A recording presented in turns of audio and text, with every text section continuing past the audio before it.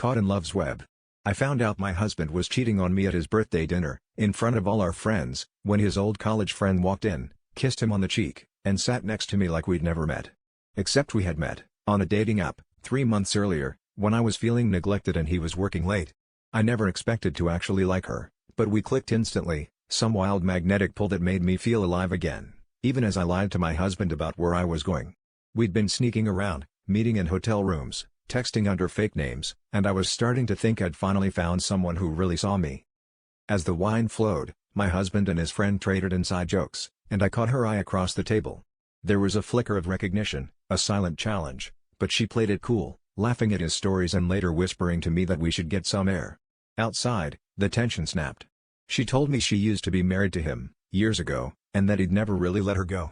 I laughed, thinking she was joking, but she pulled out an old wedding photo from her wallet like a calling card. My stomach dropped.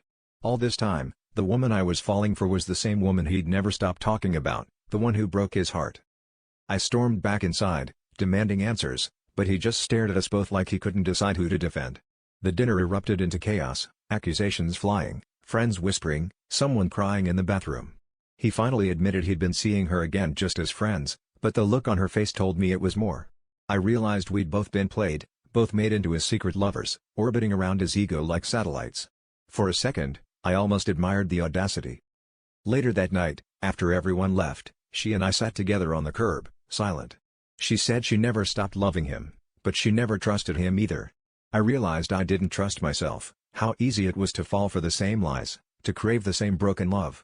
I watched my husband through the window, pacing, panicked, and I wondered if I was angry at him, at her, or at myself for never asking the right questions. The real betrayal wasn't that they'd lied to me, but that I lied to myself, thinking I was immune to this kind of mess.